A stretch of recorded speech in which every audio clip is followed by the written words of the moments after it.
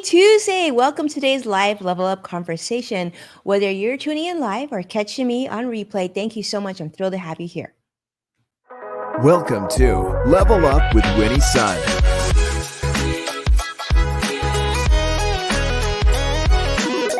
Market updates. Speed round. Award-winning financial pro.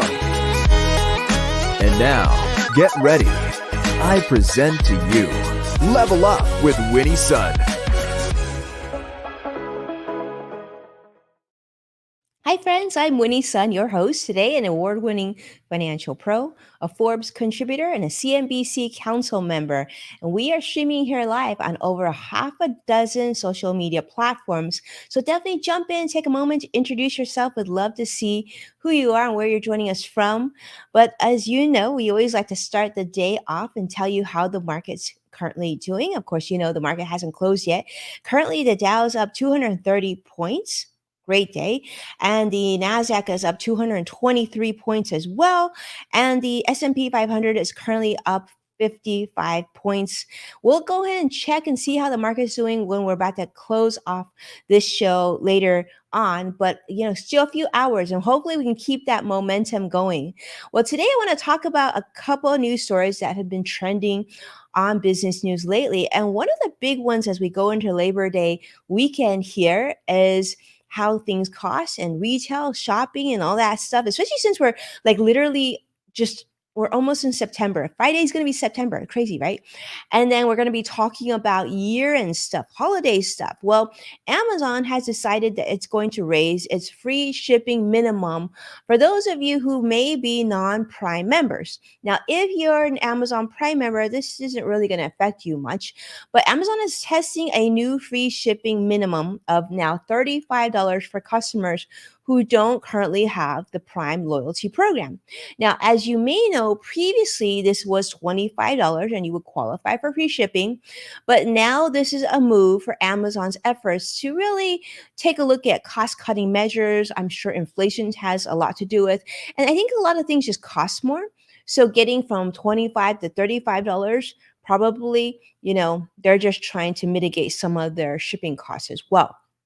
So to give you an idea, Prime members who typically pay the $139 annually, well, they're not going to be affected by this change because Prime membership will continue to include free shipping, their streaming service, and some other benefits like music and even like TV shows, kind of fun too. But there will definitely be an impact on shoppers because those who are not Prime members will find that they're now going to have a few more items in their shopping cart, perhaps, to meet that $35 minimum. Now, Amazon CEO Andy Jassy is saying that they're really taking a look at the company's expenses and slower sales, and of course, the greater US and global economy and some of the uncertainty that is ahead. They're also adjusting their free shipping threshold to encourage more people who are currently not Prime membership program owners to go that direction. And to give you a comparison, Walmart also has a $35 free shipping minimum for their non-members, and their program is called Walmart Plus. Now, I know some of you might be like me. I get Walmart Plus for free because I have the American Express Platinum credit card that I use for a lot of my business expenses. Then you would actually get that. But if you don't have that and you wanted quick shipping from Walmart, but let's be honest, like Walmart doesn't seem to have the volume of goods and things that you might need that perhaps Amazon does have. Now, talking about subscription service revenue, I want to give you an idea just how big this is, right? Amazon Prime, you probably have it, and if you don't have it, you probably know of someone who has it. I have friends that don't have it, and they've actually had me order things for them when they really needed things in a bind. But to give you an idea how big this is, right? Over 200 million global Amazon Prime subscribers. This is as of 2021. That number has probably just gone bigger. I don't know. I don't have the latest figures. But how much are we talking in terms of revenue? Now, I don't know if you're sitting down, but you should be because this is a huge number. We're talking almost $10 billion in revenue. $9.9 billion in revenue comes from Amazon Prime membership. This is per Amazon's latest earnings report. So this is really, really recent. Yeah, though it's big business. And so these subscription programs, loyalty programs, that's not even including what you spend on Amazon, because if you're spending this much on Amazon Prime membership, you're probably going to look there first because you're paying for the membership. And like just like you would pay for a membership at Costco or Sam's Club or BJ's or any of the numbered places that you might shop on a daily basis, that gives you an idea just how big this business is for companies such as Amazon. All right, speaking of companies that are big and are growing, let's talk about sort of this new announcement from ChatGPT. Now, you may know of ChatGPT as an AI tool. You might even use it for personal or business reasons, but now they're like really focusing on building this bigger. As you know, they got an infusion from Microsoft not that long ago. They're unveiling the brand new ChatGPT Enterprise program. This is currently available. And what this is a business tier version of their AI chatbot. And yeah, so you may have used it already, but this tool has been in works for less than a year, and it's been developed specifically for enterprise. And in fact, they've had over 20 companies already using it and testing it out. And some of the notable names include like Canva, Estee Lauder, joined forces to shape this creation of something that they think many businesses would benefit from. They're saying this is a supercharged performance and unlimited potential of ChatGPT Enterprise. So, what makes this different from the ChatGPT that you currently may use and enjoy?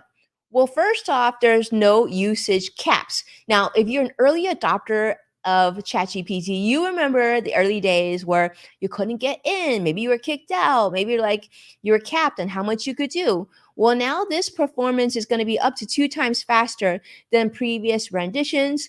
And OpenAI COO Brad Lightcap has also said that here's one thing that will be interesting. I think a lot of businesses aren't unfamiliar with this setup, but in order to talk about pricing, you can't just go on the website and be like, okay, I want to buy enterprise. How much does it cost? It doesn't work that way. It's going to be very customized, tailored pricing to your company's needs. So what you need to do as an enterprise is you need to reach out to them and discuss what your needs are, and they're going to tell you the price. Now you might say that that's really not going to be conducive to your business.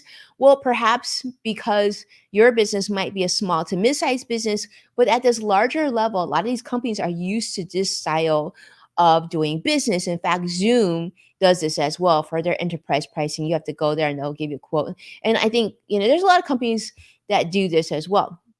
But this is really much more than just numbers, because this is also talking about the Microsoft connection. As you know, Microsoft infused about $10 billion of an investments into ChatGPT, and this was a real milestone for the AI industry and AI history. So it's very clear that ChatGPT has an absolute interest and certainly advantage for being one of the early companies to really launch something that a lot of us can use on a day-to-day basis.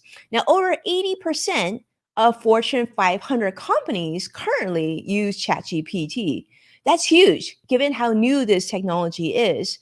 But the impact of AI revolution is really just a start, and it's undeniable that it's going to be here for quite some time. But for those of you who are running small businesses or small, medium-sized businesses like I am, you might be wondering, well, maybe I don't fit the demographic for just like the regular user, but I'm not quite full on enterprise. Is there a sort of solution for me? And they are working on that as well. This was announced, something called ChatGPT Business. They said this will be then introduce another tier for smaller teams to utilize, and news will be coming in the future. But as you know, it seems like with 80% adoption and now with the enterprise system, the early concerns of data privacy and usage insights, that seems to have gone away. because OpenAI has ensured that business data and conversations will absolutely remain confidential. They, in fact, don't train on your data, and that client conversation data is encrypted during their transit and at rest. So they don't aggregate data they do, well, they do now, they do gather aggregate data for performance analysis, and that's sort of a standard practice in the industry. But at least, hopefully, that will make you feel a little bit more comfortable to continue to use their tool. And speaking of AI, let's talk about another big story that has been in the headlines for the last few months. And this is sort of the uncertainty of AI in the workplace. Now, you've heard of the different strikes occurring, right? Like the Writers Guild in Hollywood, with writers being concerned about AI technology being used to write scripts and other things like that. And other technology uses, for example, in the auto manufacturing, and how robotics and AI could take away some jobs that were handled by humans for years and decades before this.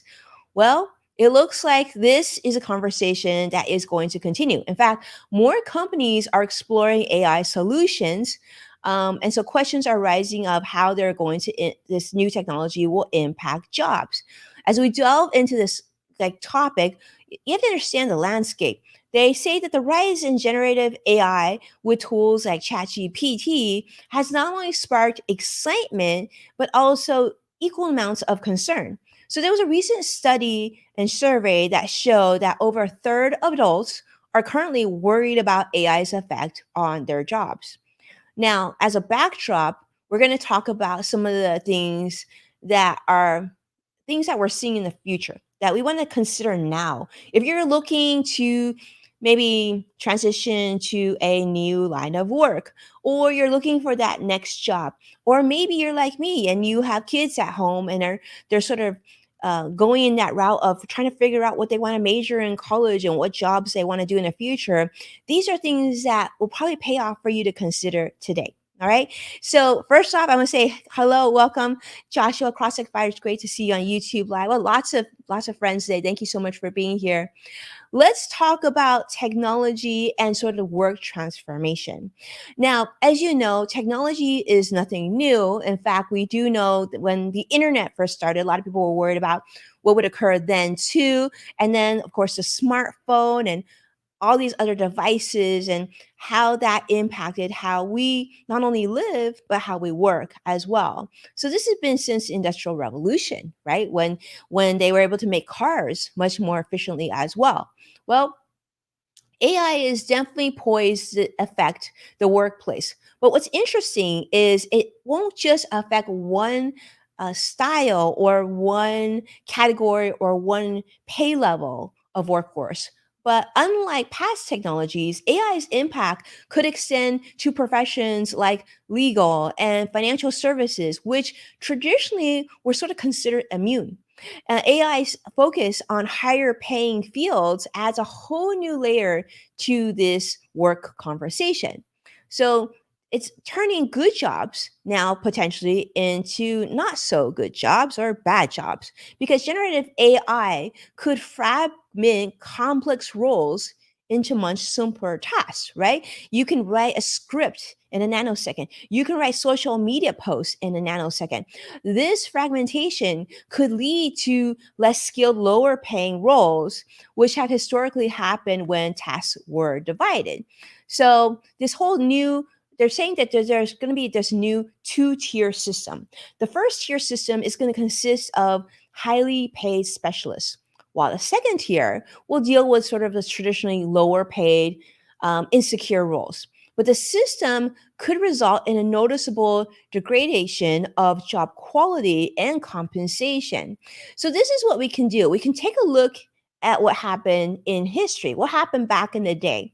Well, generative AI could eliminate certain jobs altogether, similar to like back in the day where, there were people who they were live musicians for silent film theaters back in the day, right? Like you would go watch a movie and there would be live musicians. And then eventually stereo systems, like technology, like there are no live musicians now in most movie theaters. There could be in a few, maybe really move fancy ones, but nowadays not so much. So this gives you an idea of like past and the present and where AI efficiency could result in job displacement on a very significant scale. And I would argue that it's not even that it may, I think it will. The question is where. Right. So, certain industries, such as healthcare, you might say, well, AI might not have such an impact on like nursing and doctors and surgeons, but on certain roles, it probably could. Right.